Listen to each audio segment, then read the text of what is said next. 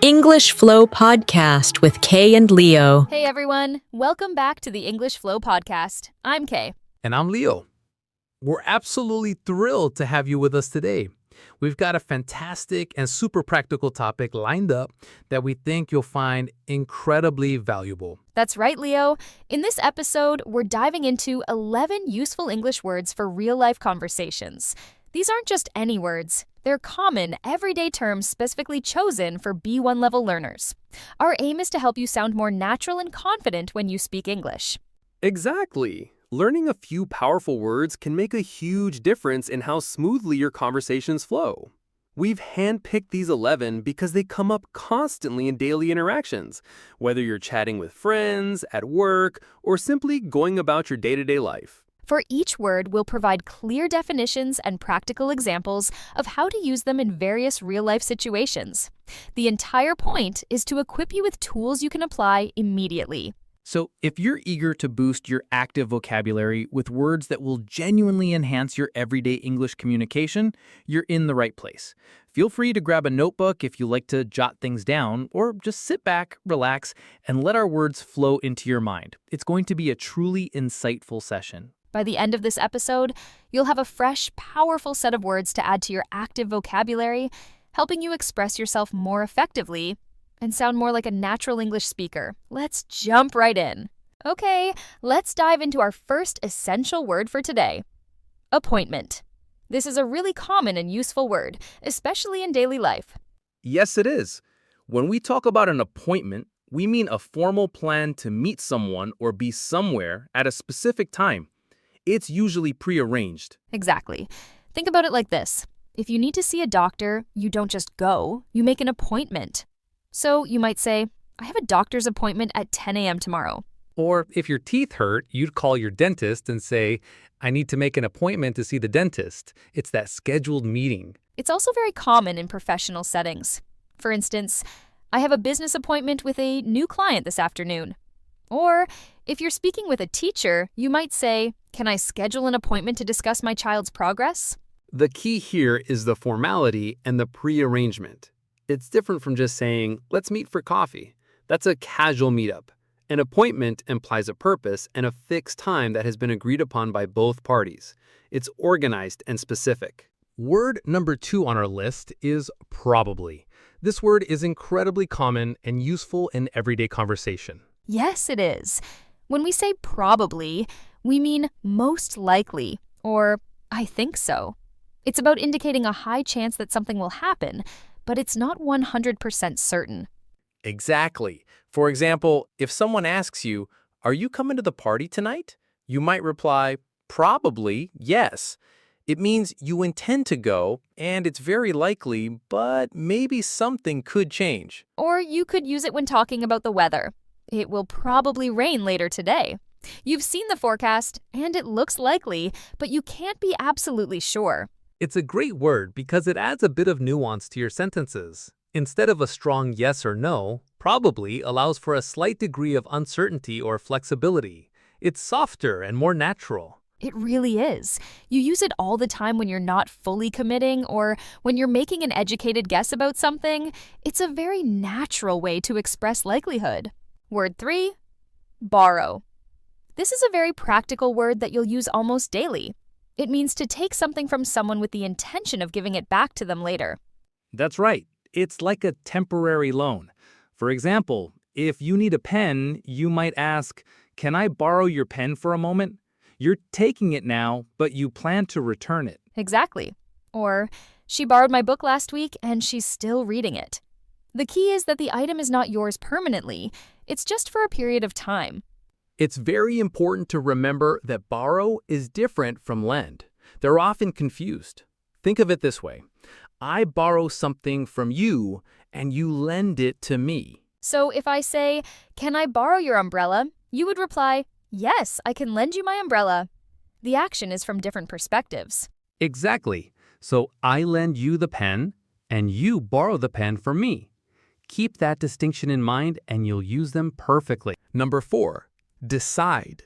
This word is all about making choices. When you decide something, it means you choose one option after thinking about different possibilities. That's right. We do this countless times every day, so it's a very common word.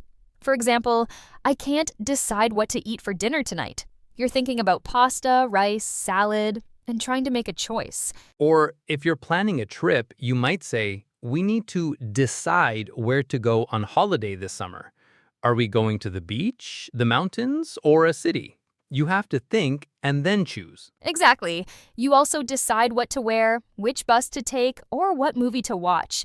It's fundamental to our daily lives because we are constantly making decisions, big and small. So if you're ever stuck between two options, you can say, I need to decide. It's a great word for those moments. Word 5. Improve. This is a fantastic word, and it simply means to make something better or to become better yourself. Yes, it's a word we use all the time, especially when talking about progress. For example, a common goal for our listeners might be, I want to improve my English. That means you want your English skills to get better. Exactly. Or if you're using an app to track your fitness, you might say, this app helps me improve my health, meaning it helps you get healthier. You can also talk about improving your grades at school or improving your mood after a good rest. That's right. You can use improve for almost anything that you want to get better at, or any situation you want to make better. It's a very positive word because it's all about making progress and growing. So keep thinking about how you can improve your English every day. Word 6, situation. This is another very common and useful word, especially when you want to talk about what's going on around you or the current set of circumstances. It's like describing the scene or the state of things. Exactly. It means the things happening at a particular time and place. For instance, if something difficult is happening, you might say, this is a difficult situation, or if you're trying to understand what's happening somewhere, you could ask, what's the situation at work right now? That's a perfect example. You use it a lot to describe problems or the conditions of a plan. Like, we need to understand the financial situation before we make a decision. Or simply, the traffic situation is bad today. It's a very versatile word for talking about how things are. So, whether you're describing a personal issue, a work scenario, or just the current state of something, situation is the word you need. It helps you talk about what's happening. All right, moving on to word number 7, comfortable. This is a wonderful word, especially for describing how you feel. It means you feel good, relaxed, and at ease, whether physically or mentally. That's right. For physical comfort, think about a cozy chair. You could say, this chair is very comfortable. Or if you're trying on clothes, these shoes are really comfortable. It's about feeling pleasant and without any pain or stress. And it's not just for physical things. You can use comfortable to talk about feelings or situations. For example, if you're learning English and you start feeling more confident, you might say, I feel more comfortable speaking English now. Or about a social gathering, I felt very comfortable at the party. Everyone was so friendly. Exactly. It's useful for talking about how you feel in different environments or with different people. It's a great way to express a sense of ease or relaxation, like, are you comfortable with this plan? Meaning, do you feel good about it? Word 8, necessary. This is a very practical word. It means something that you absolutely need to do or have, something that is essential or required. That's right. It implies something is very important or that you can't do without it. For example, if you're traveling, you might ask, is it necessary to bring my passport for this trip? The answer is usually yes, because it's required. Or in daily communication, you could say, it's not necessary to call me every day. This means you don't need to call me every day, or it's not required. It's useful for politely saying something isn't essential. And you can also use its opposite, unnecessary. If something is unnecessary, it means you don't need it or it's not required. For instance, bringing an umbrella on a sunny day is unnecessary. So, necessary for things you must have or do, and unnecessary for things you don't need. It's a clear way to talk about requirements. Word 9, crowded. This word describes a place where there are too many people. Imagine trying to walk through a busy market on a Saturday afternoon. Exactly. If a place is crowded, it means there's not much space and it feels full of people. For example, the train was so crowded this morning, I could barely find a place to stand. Or if you're planning to go somewhere, you might say, I don't like crowded places, so let's go to the park instead of the shopping mall. It's used to talk about how full a place is with people. That's right. It's a very common word, especially if you live in a big city or visit popular attractions. You'll often hear people say, it's too crowded here. So if you're talking about a concert, a restaurant, or public transport, crowded is a great word to use to describe a busy place. And now for our 10th word, relax. This word means to rest and feel calm, often after working hard or feeling stressed. Exactly. It's about taking it easy and letting go of any tension. For example, if you've had a busy week, you might say, I really want to relax this weekend.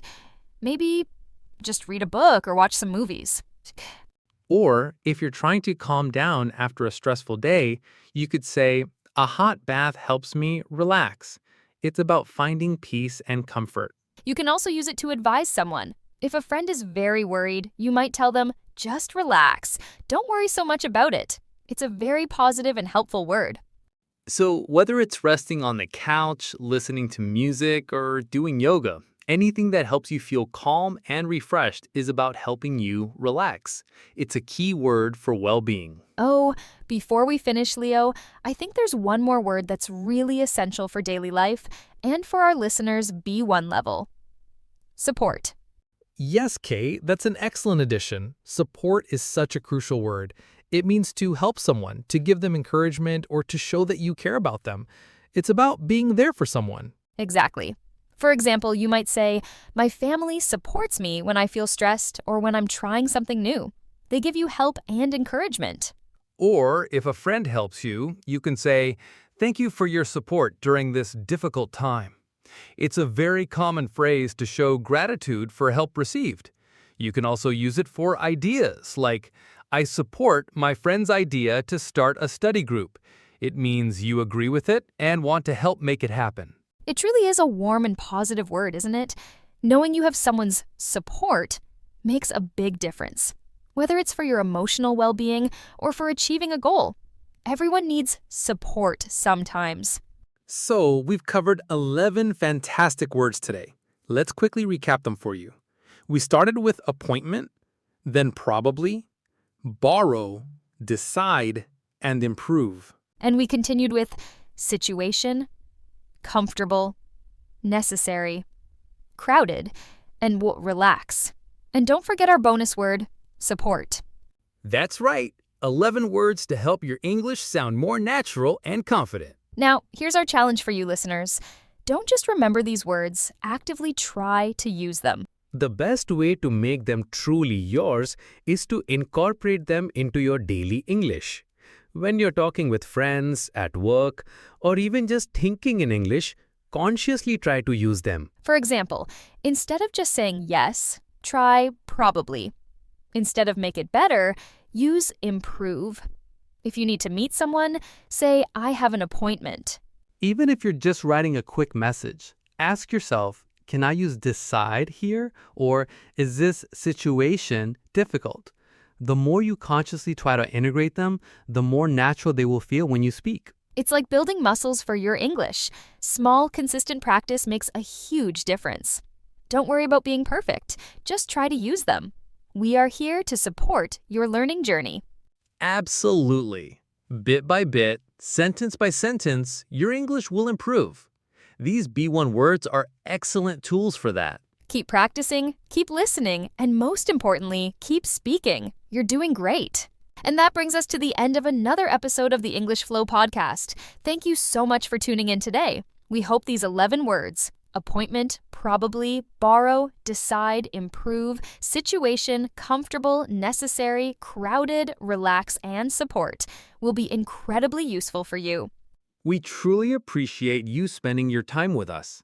Your dedication to improving your English is inspiring, And honestly, your support for our podcast keeps us going. It's a wonderful feeling to know we're helping you on your language journey. Exactly.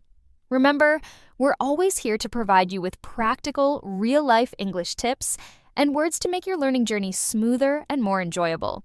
Our goal is to help you feel more confident and natural when you speak English, step by step.